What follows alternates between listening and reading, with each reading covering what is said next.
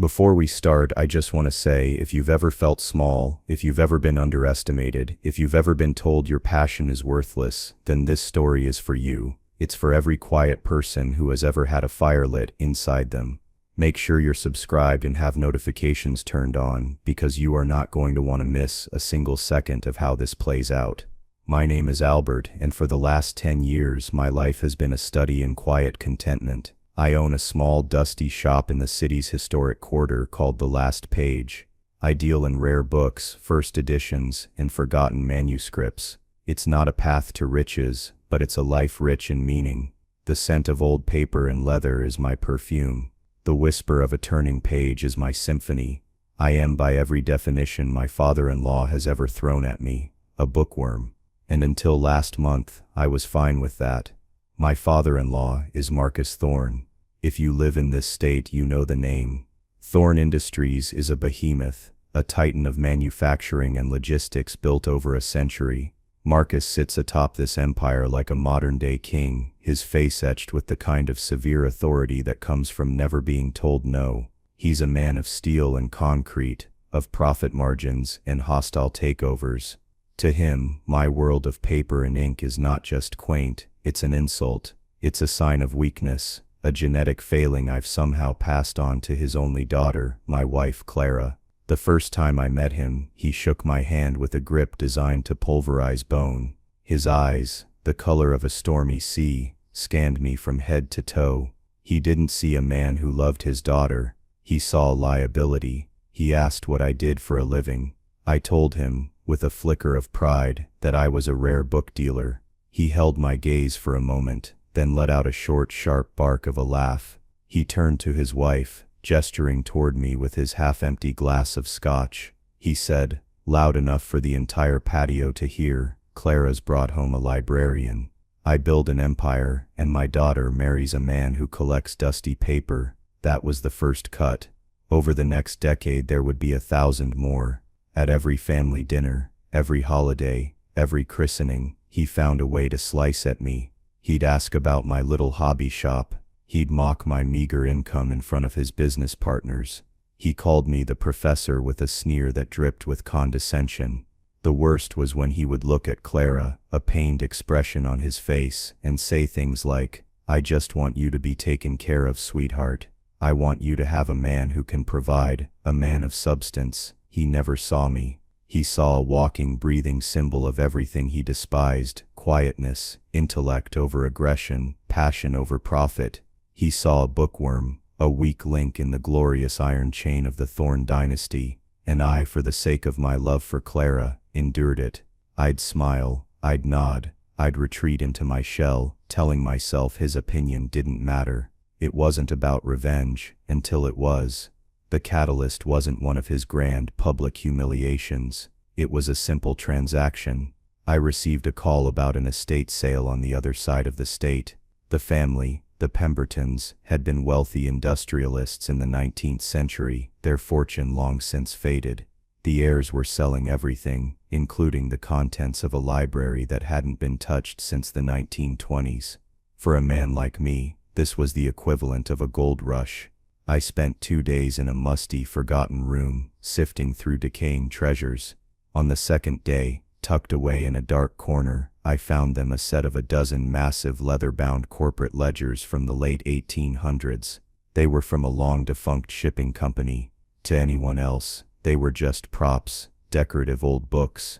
To me, they were a window into the past. I bought the entire lot for a pittance.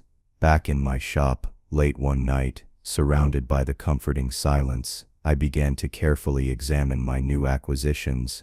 I was cleaning the spine of one of the largest ledgers when I felt it. A slight bulge, a subtle unevenness in the back cover.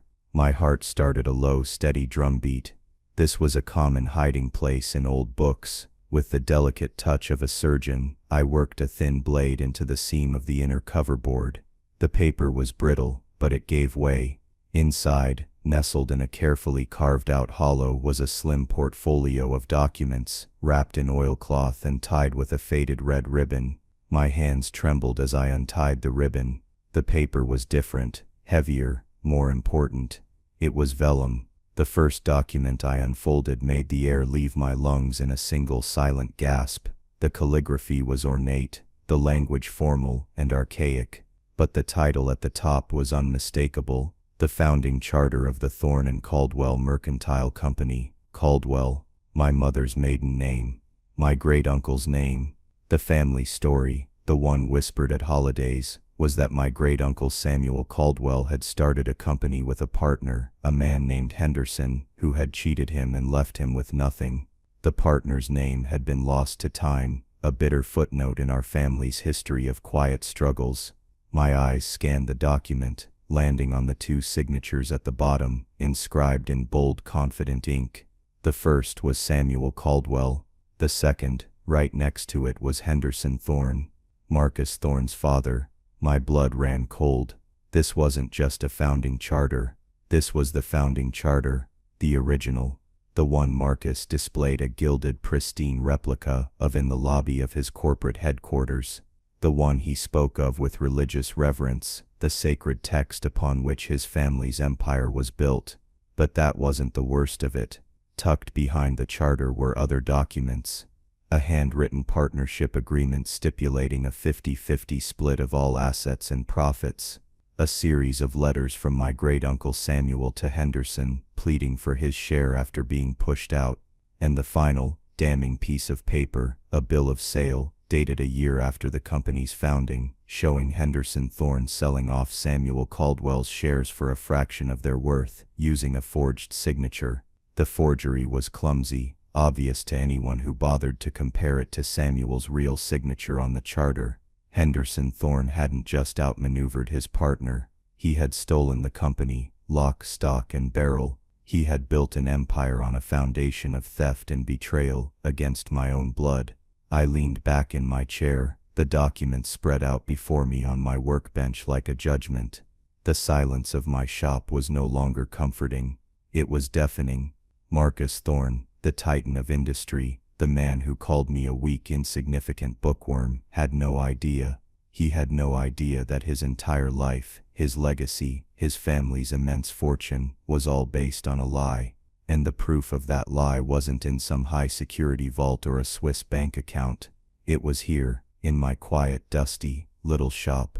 It was sitting on my workbench, purchased for less than the cost of one of his tailored suits. He thought my collection was just paper. He had no idea it contained the one document that could turn his entire world to ash. I didn't sleep that night.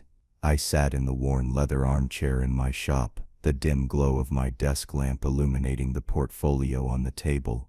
The documents felt radioactive, pulsing with a century of injustice. My mind, usually a calm library of facts and figures about bindings and print runs, was a raging storm. Every sneer from Marcus, every condescending remark, every pitying look he ever gave Clara played back in my head, but now they were drenched in a new sickening light. It wasn't just the disdain of a rich man for a poor one. It was the arrogance of a thief's son, mocking the descendant of the man his father had robbed. The irony was so thick I could barely breathe.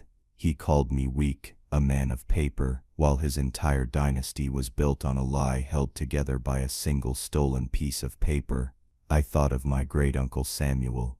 I only knew him from a few faded photographs and the sad, truncated story my grandmother used to tell. He was a good man, she'd say, an innovator, but too trusting. He died with very little to his name, forever haunted by the partner who had ruined him. Ruined him. That was the word she used. And here was the proof. Henderson Thorne hadn't just dissolved a partnership, he had erased a man.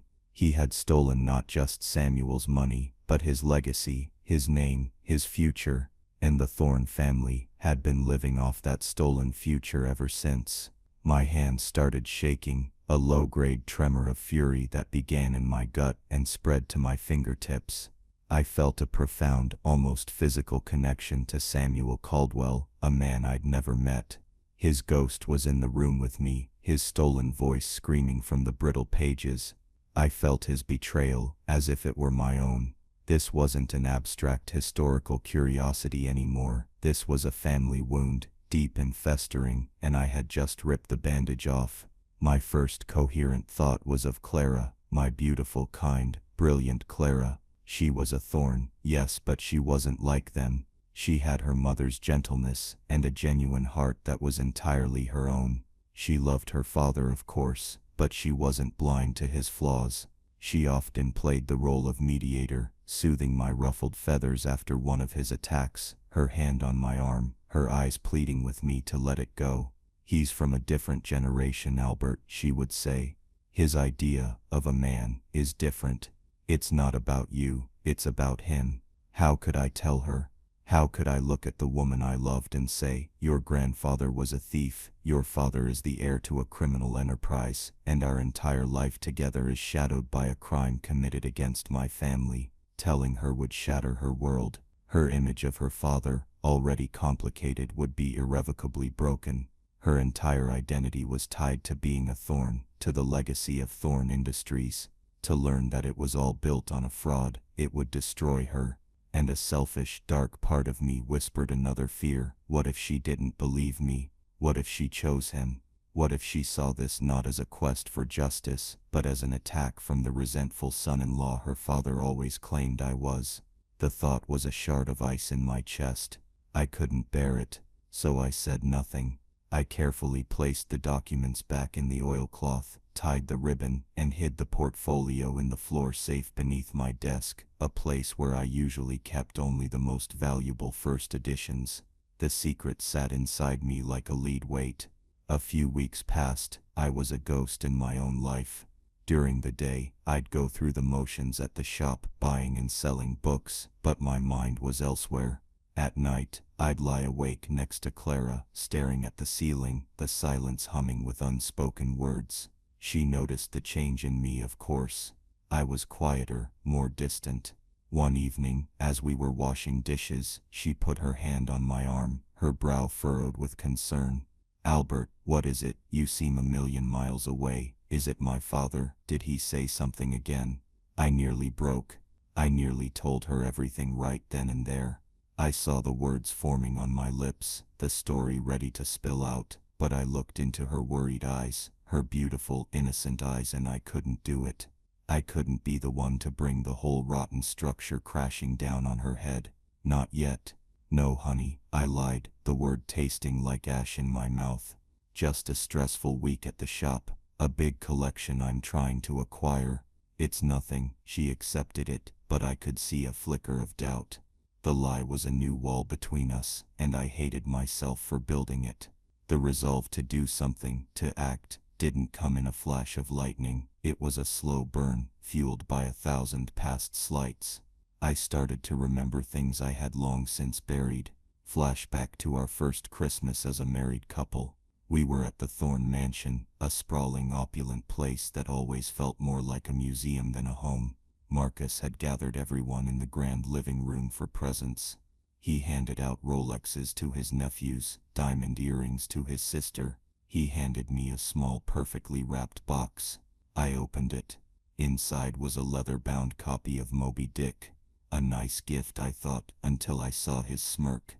He clapped me on the shoulder and boomed, "Something for your collection, Albert. Probably the most valuable thing in it now, eh?"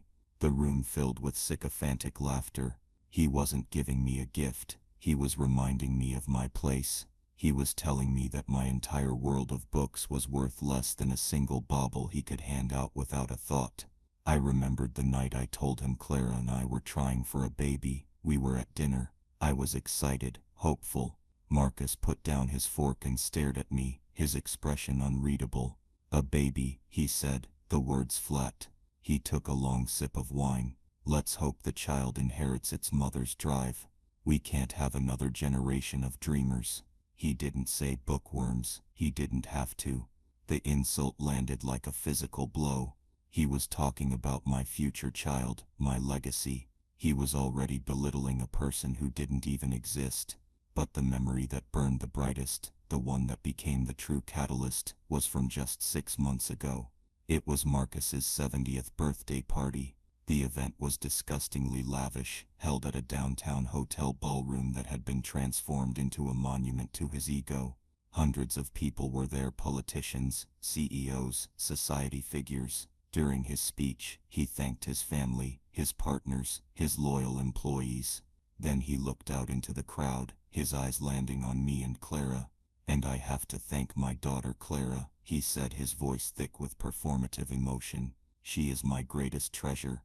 And I thank her husband Albert for keeping her happy with his books." The word hung in the air, dripping with condescension. He'd managed to turn a thank you into a public emasculation. He was framing my entire existence as a trivial hobby that occupied his daughter's time.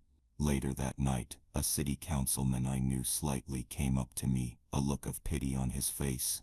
He clapped me on the shoulder. "Don't let him get to you," he said, his voice low. "Marcus is just Marcus. He respects power, that's all. And he doesn't see it in you." I felt a hot, sickening wave of shame wash over me. It wasn't just Marcus anymore. It was his whole world. They all saw me through his eyes, the harmless, weak bookworm married to the Titan's daughter. That night, I realized he hadn't just stolen my family's past. He was actively trying to steal my future, my self-respect, my identity as a husband and a future father. The final push, the one that turned my simmering rage into a cold, hard plan, came on a perfectly ordinary Sunday. We were at the Thorne mansion for the obligatory family dinner. The meal was, as always, a tense affair. Marcus dominated the conversation, regaling us with a story about a corporate raid he'd just successfully executed. He spoke of his vanquished rival with gleeful contempt. He was weak, Marcus declared, slicing into his steak. He was sentimental. In business, sentiment is a cancer. You cut it out before it spreads. He then turned his gaze on me, a familiar predatory glint in his eye. "Isn't that right, Albert? You're a man who understands sentiment. Tell me, what's the going rate for a first edition of Sentimentality these days?" Before I could even formulate a response, he went on. "I've been thinking," he said, leaning forward. "Clara mentioned you two were looking for a bigger place. The market's tough. I've got a condo downtown, one of my investment properties. I could let you live there, rent-free of course. A little something to help you out." He smiled, but it was the smile of a shark. He wasn't offering a gift. He was offering a leash. He wanted to make me a dependent, a charity case living in his property forever under his thumb. He wanted to own me. Clara stiffened beside me. Even she could see this for what it was, a power play of the highest order. "Dad, that's very generous, but we're fine," she said quickly. Marcus waved her off. "Nonsense. I want to take care of my family. I want to make sure my grandchildren, if they ever arrive, have a proper roof over their heads. Albert's little shop is charming, but it's not going to fund a legacy." That was it. That was the moment. The mention of my future children, the casual dismissal of my life's work, the patronizing offer of a golden cage, it all coalesced into a single diamond-hard point of clarity in my mind. The dam of my patience, built up over 10 long years, finally broke. I looked across the polished mahogany table at this arrogant, pompous man, a man who had everything and deserved nothing, and I felt no fear. I felt no anger. I felt nothing, just a cold, clean, and absolute resolve. I didn't say a word. I simply placed my napkin on the table, stood up, and met his gaze. For the first time, I didn't look away. I held it. I let him see the shift in me, the change in the atmosphere. A flicker of confusion crossed his face. He wasn't used to this. He was used to me flinching. I turned to Clara. "Let's go," I said, my voice calm and even. She looked from me to her father, her eyes wide. She saw it too. She nodded, placed her napkin down, and stood up with me. We walked out of that dining room without another word, leaving Marcus Thorne sitting alone at the head of his vast, empty table, a look of stunned disbelief on his face. As we drove home in silence, I knew the time for enduring was over. The time for quiet resentment was over. He had drawn the battle lines. He wanted to talk about legacies. Fine, we would talk about legacies. His and the one his father stole from mine. It wasn't about revenge anymore. It was about restoration. It was about history. And I, the quiet bookworm, was the only one who held the original text. The drive home from the Thorne mansion was silent, but it was a heavy, charged silence. Clara kept glancing at me, her face a mixture of shock, concern, and I thought a little bit of pride. She had never seen me simply walk away before. I had always absorbed the blows. This was new territory for both of us. When we got back to our apartment, she finally broke the silence. "Albert, are you okay? I've never seen you do that." I turned to her, the weight of the secret pressing down on me. I knew I couldn't move forward without an ally, and there was only one person I wanted by my side. But I couldn't just dump a century-old crime in her lap. I had to start with the truth of my own feelings. "No, Claire, I'm not okay," I said, my voice raw with a decade of suppressed emotion. "I am tired of it. I'm tired of being his punching bag. I'm tired of him belittling my life, our life. Tonight was the end of it." She came and wrapped her arms around me. "I know," she whispered into my chest. "I'm so sorry. He went too far tonight. The condo, it was cruel." "It's not just tonight," I said, pulling back to look at her. "It's everything. It's the way he looks at me, the way he talks about it's the assumption that I am less of a man because I don't worship at the altar of and power like he does." I hesitated, my heart pounding. This was the moment. "There's more," I said softly. "Something I have to show you, something I found. It's going to be very difficult to hear." I saw the fear in her eyes, the worry that I was about to confess something terrible. I led her to my shop, which was just a few blocks from our apartment. The streets were quiet. Inside, the familiar scent of old paper did little to calm my nerve. I knelt down, pulled back the old Persian rug, and worked the combination on my floor safe. I pulled out the oilcloth portfolio. I laid it on the workbench under the bright lamp, the same spot where my life had changed weeks before. "What is all this?" Clara asked, her voice hushed. I took a deep breath.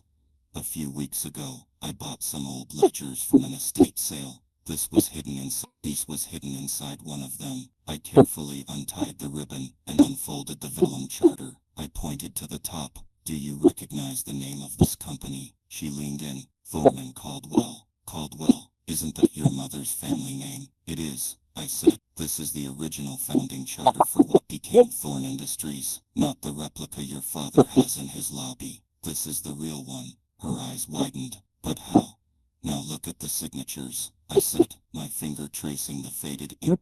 "Henderson Thorne and Samuel Caldwell. My great-uncle Samuel." The story of my family's betrayal tumbled out of me. The words I had been holding back for weeks. I showed her the partnership agreement, the 50-50 split. I showed her the desperate letters from Samuel, and then I showed her the forged bill of sale. I placed it next to the charter. "Look at the signatures, Clara. Look at Samuel's real signature on the charter, and then look at this one. It's not even a good She stared at the two documents, her face pale in the lamplight. She traced the clumsy forged signature with her finger. I could see the gears turning in her mind. A lifetime of carefully constructed family history crumbling into dust. She sank onto the stool next to me, her hands covering her mouth. She was silent for a long time. The only sound was the faint hum of the city outside. "My whole life," she finally whispered, her voice choked. "My whole life has been a lie. The story of my great-grandfather, the bold visionary who built an empire from nothing. It's all a lie." Tears welled in her eyes, not of anger, but of a profound, shattering disillusionment. "That poor man," she said, looking at Samuel's name. "Your great-uncle, my grandfather stole everything from him." Seeing her reaction, feeling her immediate empathy for Samuel. A wave of relief washed over me, so powerful it almost made me dizzy. She wasn't defending them. She wasn't making excuses. She saw the truth. She was her own person. The good and decent person I had fallen in love with. She was on the side of justice. "What are we going to do?" she asked, her voice gaining a new firmness. The "we" was the most beautiful word I had ever heard. I wasn't alone in this anymore. "That's the question," I said. My first instinct was to burn it all to the ground, expose him, ruin him. But then I think of you. I think of the employees at Thorne Industries who have done nothing wrong. It's not about simple revenge. It's about setting the record straight. She finished, her eyes locking onto mine, a fire in them that I recognized. It was her father's fire, but tempered with her mother's compassion. It was the fire of a Thorne who had found a new, more honorable cause. "He has to answer for this, Albert, not just for what his father did, but for how he has treated you, how he has lorded this stolen legacy over everyone, especially you. The secret plan began to form that night, not as a monologue in my head, but as a dialogue between a husband and wife, united in purpose. Our first step was clear. We needed to understand exactly what we had. The documents were a moral bombshell, but what was their legal power? This wasn't something you could just Google. We needed an expert. The next day, I made a call to a man named Julian Croft. Julian wasn't just any lawyer. He had been my history professor in college before he went to law school, a brilliant, eccentric man who specialized in estate law and historical precedents. He had a historian's love for the past and a lawyer's killer instinct. We met him not in his stuffy downtown office, but in a quiet corner of the university library, a place where we were all more comfortable. I laid out the documents on a large oak table. Julian put on a pair of reading glasses and leaned in, his expression one of pure academic fascination. He spent nearly an hour examining the papers, occasionally letting out a low whistle. He used a small magnifying glass to study the ink, the paper, the signatures. Finally, he sat back, took off his glasses, and looked at us. "Well, Albert," he said, a slow smile spreading across his face, "you, my friend, have found what we in the legal world refer to as the whole damn thing. This is extraordinary. But is it usable?" Clara asked, leaning forward. "Legally, after all this time? That's the billion-dollar question, isn't it?" Julian said, tapping his finger on the forged bill of sale. "To unwind a corporation based on a 100-year-old fraud would be an uphill battle. The statutes of limitation on the initial theft are long past. A court isn't going to just hand you half of Thorne Industries." My heart sank a little. "So it's useless." "Useless, my boy, this is the furthest thing from useless," Julian said, his eyes gleaming. "You're thinking like a victim. You need to start thinking like a predator. Legally, forcing a transfer of shares is messy and uncertain, but reputationally, publicly, this document is a nuke. Marcus Thorne has built his entire persona, his entire brand, on the myth of his father, the self-made man. This charter, and especially this forgery, proves that the foundational myth of Thorne Industries is a criminal fraud. This is where Julian brought up the concept of a moral claim, which was a fascinating and debatable bit of legal theory. He explained that while a legal claim might be weak, a moral claim, when leveraged correctly, could be devastating. In his words, "You don't sue him for the company, you blackmail him with the truth." The word blackmail felt dirty, but Julian waved it off. "Call it what you want, a negotiation, a historical correction. You hold the one thing that can strip his name of all its honor. What is that worth to a man like Marcus Thorne? What is the price of his legacy?" Our plan began to take shape. It wouldn't be a frontal assault, it would be a campaign of 1,000 cuts. A slow, creeping psychological siege. We weren't just going to drop the bomb, we were going to make him sweat. We were going to make him dismantle his own empire of arrogance, piece by piece. The first phase of the plan was about creating whispers. We needed to seed the ground, to introduce the name Caldwell back into the history of Thorne Industries. This was Clara's brilliant idea. As a Thorne, she had access to the family archives in the company's PR department. She told them she was working on a personal heritage project for her father's upcoming Lifetime Achievement Award. It was the perfect cover. She started asking innocuous questions. "I found some old family letters that mention a partner in the very early days, a Samuel Caldwell. Do we have any records of him?" The PR people, eager to please the boss's daughter, found nothing. The name had been systematically scrubbed from every official history. This in itself was damning, but Clara didn't stop there. She found an old faded photograph from my family's collection, a picture of two young men standing in front of a small warehouse, a sign behind them faintly reading Thorne and Caldwell. She sent it to the head of PR. "Isn't this fascinating? I think that's my great-grandfather on the left. I wonder who the other man is." My part of the plan was more subtle. I began writing a series of articles for a well-respected local history journal that I occasionally contributed to. My topic was Forgotten Titans, the unsung partners of our city's industrial age. I wrote about 2 other historical partnerships where one partner had been unfairly sidelined. I was laying the groundwork, establishing a theme. The third article, the one that would feature Thorne and Caldwell, was the ace up my sleeve waiting to be played. Meanwhile, I started digging into the financial side of Thorne Industries. Julian helped me find a retired forensic accountant, a grumpy old genius named Peterson, who for a hefty fee agreed to look into the company's structure. He worked from publicly available documents, but he had a knack for seeing what others missed. He found that a huge portion of the Thorne family's personal wealth wasn't in company stock, but in vast real estate holdings, all managed by a series of complex trusts. The linchpin of these trusts, the foundational asset upon which they were all built, was the original downtown plot of land where the first Thorne and Caldwell warehouse had stood,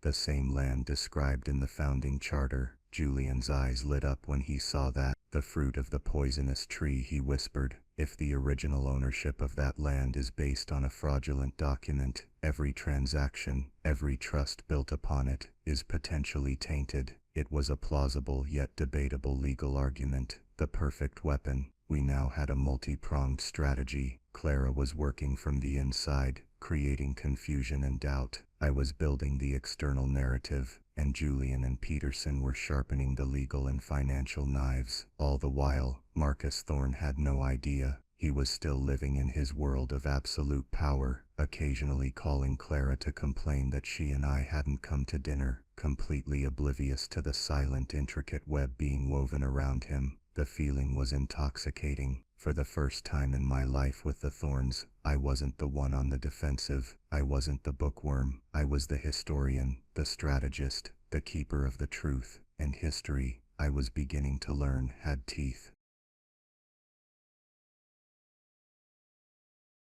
The first move was subtle, almost academic. I published my third article in the local history journal. The title was The Ghost in the Empire, the Forgotten Story of Samuel Caldwell. It was meticulously researched, drawing on public records, old newspaper clippings, and census data. I presented the known facts that Thorne and Caldwell Mercantile was founded by two men. I detailed Samuel Caldwell's life before the partnership and his quiet, impoverished life after. I didn't include the bombshell documents. I didn't mention the forgery or the theft.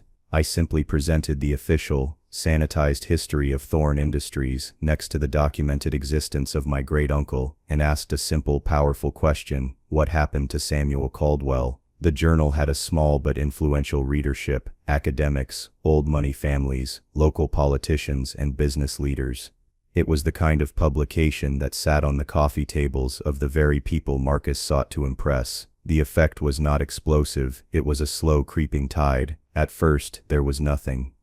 A week went by, then I got a call from a reporter at the city's main newspaper. He was a business columnist who had a long and storied rivalry with Marcus. He found my article intriguing.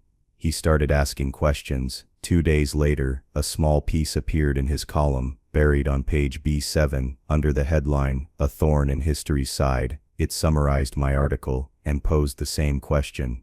It mentioned my name, and my relation to Samuel Caldwell. That was the first tremor Marcus felt. According to Clara, he stormed into the house that evening, waving the newspaper, his face the color of a thundercloud. What is the meaning of this? He roared at her mother. Who is this Albert Caldwell, and why is he digging up graves? It took his wife a moment to connect the dots. Marcus dear, that's Albert. Clara's Albert. His mother was a Caldwell. Clara told me. He just stood there, speechless for a full minute, the newspaper clenched in his fist. The idea that the source of this annoyance was his meek bookworm son-in-law was so far outside his comprehension that his brain couldn't process it. His contempt for me was so absolute that he had never even bothered to learn my mother's maiden name. It was the ultimate blind spot. His panic began to escalate. He called Clara, his voice a low growl. Is your husband behind this nonsense in the paper? Clara, playing her part to perfection, feigned ignorance. What are you talking about, Dad? Albert writes historical articles all the time. He's a bookworm, remember? That's what bookworms do. The way she threw his own insult back at him was a thing of beauty. It infuriated him because he couldn't argue with it. He had spent a decade defining me as a harmless academic. How could he now claim I was a threat?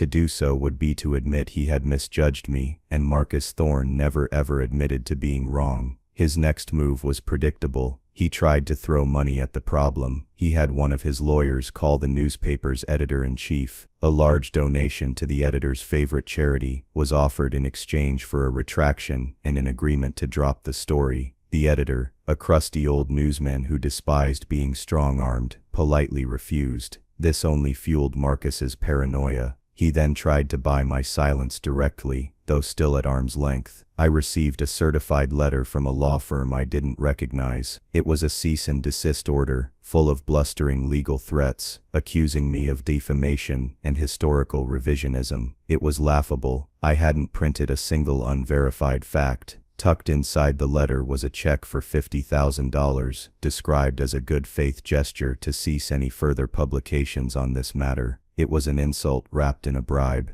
It was an attempt to confirm his belief that I was a nobody who could be bought for a pittance. I took a picture of the check with my phone and sent it to Julian. His response was a single word: pathetic. I sent the check back to the law firm, torn in half, with a simple handwritten note. History is not for sale. This, Clara told me, is when her father's panic truly began to metastasize. He had tried threats and money, his two favorite tools, and both had failed. He was a man who controlled everything, and he had stumbled upon something he couldn't control: the truth. He started making mistakes. He put his own private investigators on me. They were clumsy, obvious men in dark sedans who parked across the street from my shop. I'd wave at them when I got my morning coffee. They were looking for dirt, for leverage they could use against me. They found nothing. My life was, as Marcus had always sneered, quiet. I paid my taxes. I had no debts. I was happily married. My only vice was spending too much on 17th century philosophy texts. His frustration mounted. He began to see shadows everywhere. He started questioning the loyalty of his board members. He became short-tempered and erratic in meetings. The Titan was starting to crack. The next phase of our plan was designed to turn up the heat. Julian drafted a formal, private letter on his own firm's letterhead. It was addressed directly to Marcus and the board of Thorne Industries. The letter was a masterpiece of legal ambiguity and veiled threats. It stated that Julian's firm had been retained by the estate of Samuel Caldwell to explore historical inequities related to the founding of the Thorne and Caldwell Mercantile Company. It mentioned that they were in possession of certain founding documents that raised serious questions about the initial capitalization and transfer of assets. It never used the words fraud or theft. It didn't have to. The implication was clear. It also referenced the downtown land plot,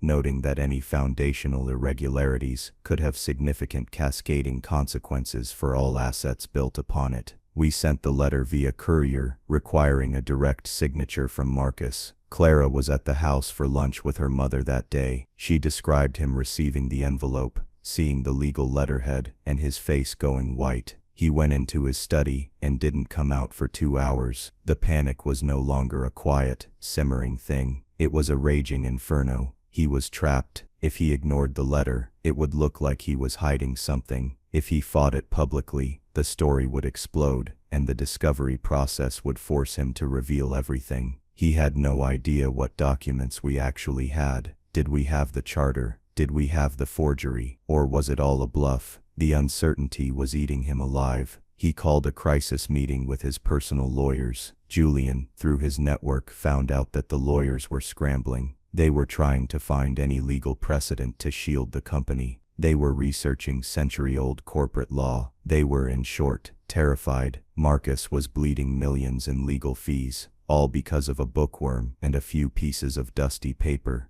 The best part was his complete isolation. He couldn't confide in his business partners without revealing the potential rot at the core of his empire. He couldn't trust his board. The only person he could truly talk to was his daughter, and his daughter was now a key operative for the other side. His arrogance had become his cage. He had pushed away everyone, belittled everyone, and now, when he was at his most vulnerable, he was utterly alone. He finally broke. He called Clara, his voice stripped of all its usual bluster. It was the voice of a scared old man. "I need to talk to him," he said, the hymn dripping with a new kind of venom, one born of fear, not contempt. Set up a meeting, just me, you and your husband, no lawyers. At the house, we need to resolve this. The silent takeover was complete. The king was suing for peace. He thought he was setting the stage for a negotiation where he could finally regain control. He had no idea he was walking into his own abdication. The power shift in our family was seismic, and it happened almost overnight. The moment Marcus asked for that meeting, the old dynamics were incinerated. He was no longer the king summoning a courtier. He was the besieged warlord requesting a parley. The request itself was a concession of defeat, and he knew it.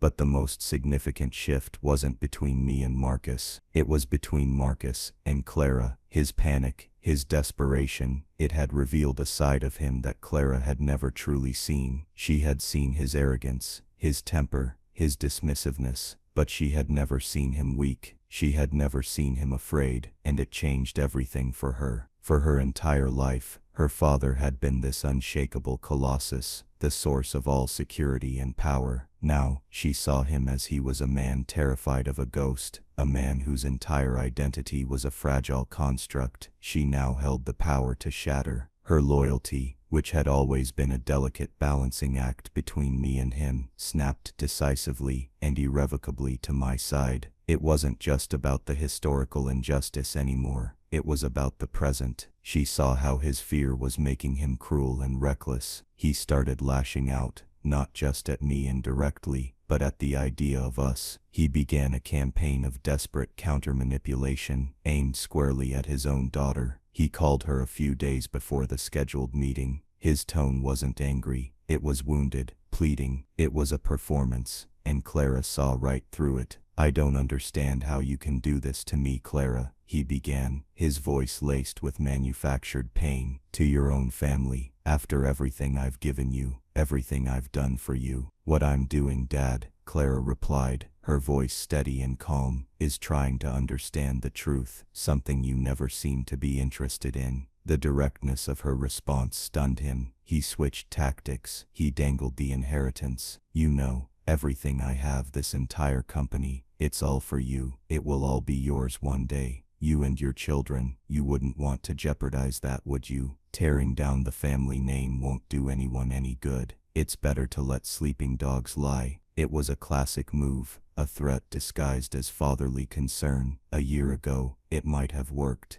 but now, it was pathetic. "My children won't be raised on a legacy of theft and lies, Dad," she said, the words like steel.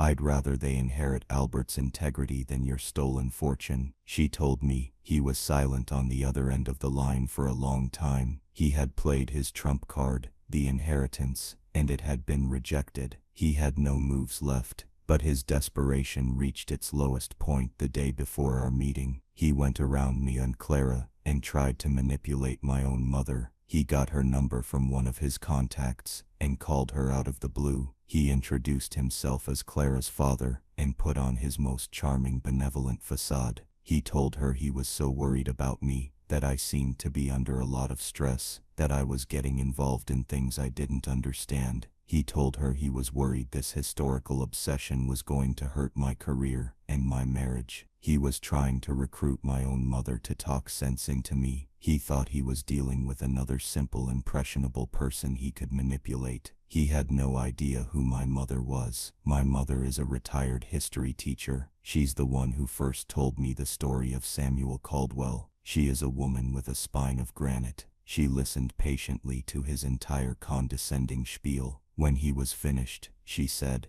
in her calm, unwavering teacher's voice, "Mr. Thorne, my son is the most honorable man I know. He is also the most intelligent. If he is involved in something, it is because it is the right thing to do. Now I know exactly who your father was and what he did to my Uncle Samuel. I suggest you listen to whatever my son has to say. He is far more generous than I would be in his position. Do not ever call this number again." And she hung up. When my mom called to tell me about it, I could hear the pride in her voice. The family exodus was complete. He had lost his daughter. He had lost the respect of his wife, who saw his panic and was disgusted by it. He had even failed to manipulate my own mother. He was on an island, and the tide was coming in. The night of the meeting, Clara and I drove to the Thorne mansion. There was no dread this time, no anxiety. As we pulled up the long manicured driveway, I didn't feel like a poor relation coming to beg for scraps. I felt like a visiting dignitary. We walked into the grand foyer, and he was there waiting for us. He looked smaller, diminished. The arrogant posture was gone, replaced by a tense, coiled energy. His wife, Eleanor, stood beside him, her face a mask of strained politeness. "Albert, Clara," he said, his voice tight. "Thank you for coming. Let's go to the study." The study was his sanctuary, his seat of power. It was paneled in dark wood, lined with leather-bound books he'd never read, and dominated by a desk the size of a small car. A fireplace crackled in the hearth, casting long dancing shadows. He thought this room would give him an advantage. He was wrong. It was just a room. The four of us sat down, the air thick with unspoken tension. He started, trying to take control of the narrative. "All right," he said, looking at me. I don't know what kind of game you think you're playing, Albert. This fantasy you've cooked up. I didn't let him finish. I reached into my briefcase and pulled out the oilcloth portfolio. I placed it gently on the polished surface of his massive desk. The simple rustic object looked almost obscene in the opulent room. "It's not a game, Marcus," I said, my voice quiet but carrying in the silent room. "And it's not a fantasy. It's history." The sight of the portfolio seemed to suck the air out of his lungs. He stared at it, his knuckles white where he gripped the arms of his chair. The power had shifted. The man who owned everything in the room was now terrified of the one thing he didn't. The bookworm had brought a book he couldn't bear to read. He stared at the oilcloth portfolio as if it were a venomous snake coiled on his desk. His wife, Eleanor, looked from the portfolio to her husband's pale face, a dawning horror in her eyes. She had clearly been kept in the dark about the details, fed only a narrative of my supposed aggression. Now, seeing his reaction, she was beginning to understand that the problem was real. "What is that?" she asked, her voice a strained whisper. Marcus ignored her. His eyes were locked on me. "What do you want, Albert?" he finally rasped, the words devoid of their usual command. It was the question of a man cornered. "Money, is that what this is about? Name your price. Let's end this foolishness." The offer hung in the air, a final desperate attempt to reduce this to a transaction, the only language he truly understood. It was the last insult he would ever throw at me. I gave a small sad shake of my head. "You still don't get it, do you, Marcus?" I said softly. "After all this, you still think this is about money. You see a bookworm, and you assume he has a price." I leaned forward and untied the faded red ribbon. I didn't do it with a flourish. I did it with the careful reverence of a historian handling a priceless artifact. I slid the vellum charter out and unfolded it, the crisp sound of the old paper echoing in the silent study. I turned it around and pushed it across the vast desk towards him. "This," I said, "is about this." He flinched as if the document were hot. He didn't want to look at it, but he couldn't look away. His eyes scanned the ornate calligraphy, landing on the two signatures at the bottom, Henderson Thorne, Samuel Caldwell. "This is a fake," he sputtered,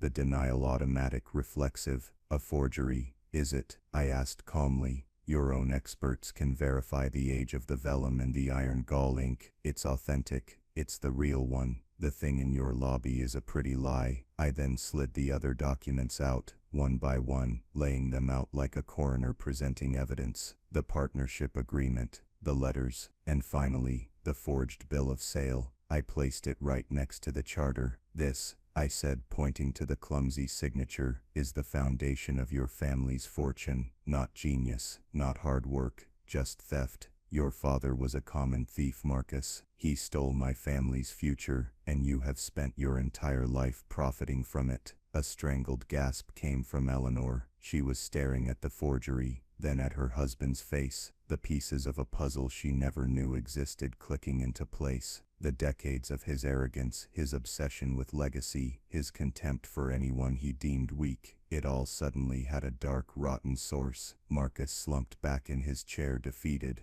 The fight was gone, replaced by a hollow gray emptiness. He looked old, he looked frail. "So what now?" he whispered. "You're going to the press. You're going to destroy everything." This was the moment, the culmination of everything. I had him. I could ruin him. I could take my revenge and grind his name into the dust. I could become the kind of man he was, ruthless, destructive. I looked at Clara, who gave me a small reassuring nod. She trusted me to do the right thing. And I looked at Marcus, this broken man, and I didn't feel triumph. I didn't feel hatred. I felt a kind of weary pity. Destroying him wouldn't honor Samuel Caldwell. It would only create more wreckage. Vengeance was his way, not mine. No, I said, I'm not going to destroy the company. There are thousands of employees who depend on it. Their families have done nothing wrong, but there will be a reckoning. There will be a restoration. I slid a final document across the desk. This one was new,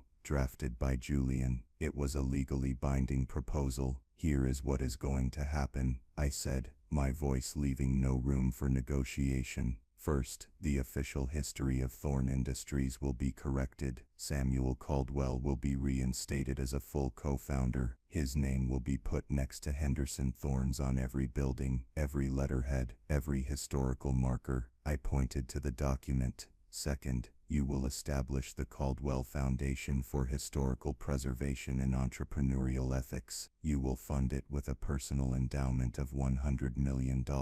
Its mission will be to fund young entrepreneurs who have been cheated and to preserve historical truths that men like your father tried to bury. I will sit on the board to ensure its mission is honored. Eleanor let out another small gasp at the amount, but Marcus didn't even flinch. He knew this was just the beginning.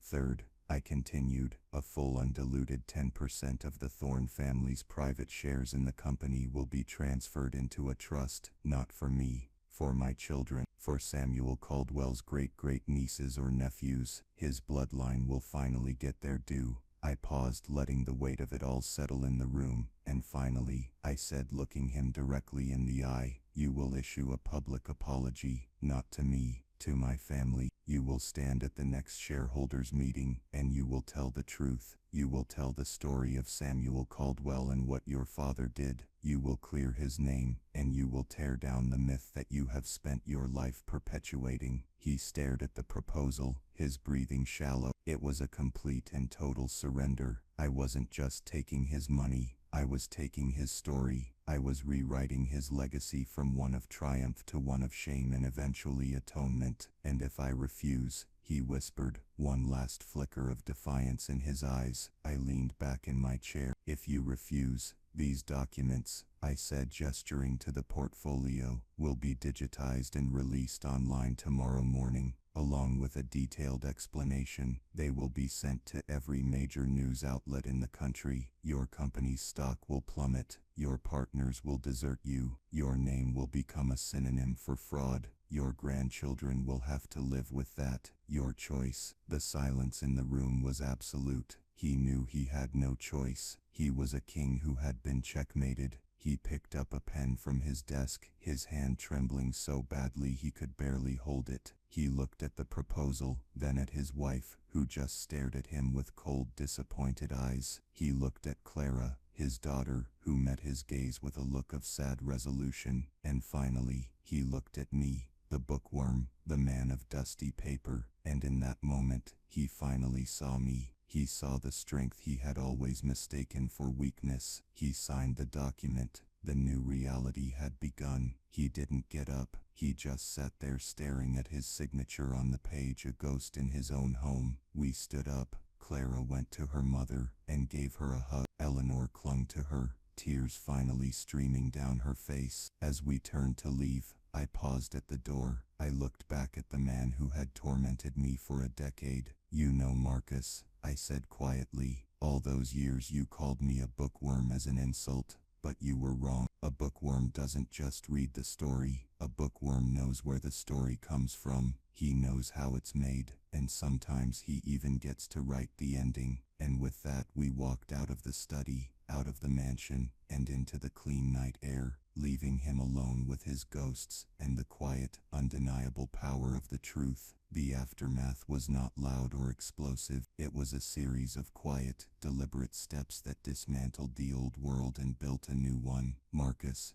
true to the agreement he signed, was a changed man, not because his heart had suddenly grown, but because his power had been surgically removed. The fear of exposure was a far more effective motivator than any appeal to his conscience ever could have been. The first public change was subtle. A press release from Thorne Industries announced the discovery of new historical documents that shed light on the company's early years. It announced the re-acknowledgement of Samuel Caldwell as a full co-founder. Within a month, the name Thorne and Caldwell began appearing on everything. For most people, it was a minor historical curiosity. For those in the know, it was a quiet earthquake. The shareholders' meeting was the most difficult part. I was there, sitting in the third row with Clara. Marcus walked to the podium, looking 10 years older. He read from a prepared statement, his voice flat and robotic. He told the story of the partnership, of the unfortunate and unethical dissolution, and of his father's actions. He didn't make excuses. He didn't soften the blow. He publicly acknowledged the theft. He apologized to the Caldwell family for the century of erasure. It was a humiliating, gut-wrenching performance of forced honesty. I felt no joy watching it, only a profound sense of closure. The wound wasn't just mine anymore. It was out in the open, being cleansed by the light. The Caldwell Foundation was established, and the money, a vast, almost incomprehensible sum, was transferred. I took my seat on the board, not as a CEO or a titan, but as a historian. Our first act was to fund a full academic biography of Samuel Caldwell, commissioning the best historical writer in the country to do it. His story would finally be told, not as a footnote of failure, but as a testament to innovation and integrity. The trust for our future children was set up, a quiet promise that the next generation would begin their lives on a foundation of truth, not lies. The changes in the family were even more profound. Eleanor, Marcus's wife, filed for a quiet separation. The revelation of her husband's legacy, built on a lie he had fiercely protected, was a betrayal she could not stomach. She moved into one of their other properties, finding a strange sort of liberation in her late 70s. She and Clara became closer than ever, bonding over their shared disillusionment and their hope for a more honest future. Marcus was left alone in the vast, echoing mansion, a king in an empty castle. His power in the company was diminished. The board, now aware of the rot at the foundation, watched him with cautious, untrusting eyes. He was a figurehead, a relic. His roar had been reduced to a whimper. Clara and I bought a new house, not a mansion, but a beautiful old home with a large garden and a room big enough for a proper library. It was ours, bought with my money from the shop, which, thanks to the quiet notoriety of the Thorne story, was doing better than ever, and Clara's salary from her own career, which she had thrown herself into with new vigor. We were a team, in every sense of the word. About a year after that fateful meeting, Clara and I were sitting in our garden on a sunny afternoon. She was reading, and I was looking through a catalog for an upcoming auction. She put her book down and placed a hand on her stomach. She looked at me, her eyes shining. "Well," she said with a smile, "it looks like the Caldwell Trust is going to have its first beneficiary." I felt a surge of joy so pure and overwhelming, it brought tears to my eyes. A new generation, a new beginning, a legacy of truth. My life didn't change dramatically on the surface. I still run my dusty little shop.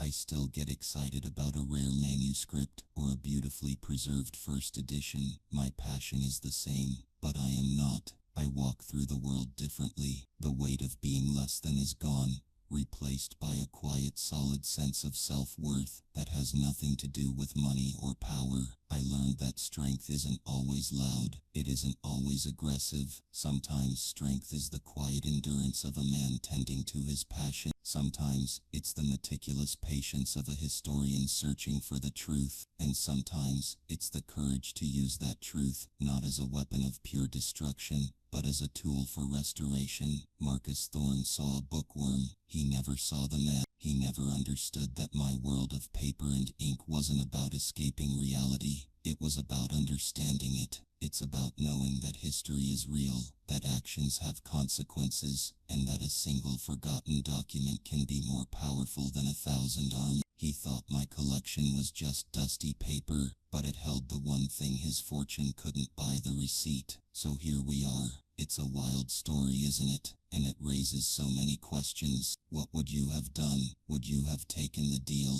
Or would you have burned the entire empire to the ground for what they did? I go back and forth on it myself some days. Let me know what you think in the comments below. I read them all, and I'm genuinely curious to hear your take on it. Was my choice an act of mercy, or did I let him off too easy? There's no right answer, I suppose. And if you have a story about a time you were underestimated, a time your quiet strength was mistaken for weakness, I want to hear that too. These are the stories that connect us. Thank you for listening, for spending this time with me. If you found yourself invested in this journey, please hit that like button. It really helps the story reach more people who might need to hear it. And if you haven't already, consider subscribing to the channel for more stories about justice, legacy, and the unexpected ways the past comes back to bite. Until next time, be kind, be strong, and never ever underestimate the person in the quiet corner of the room. They might just be rewriting the world.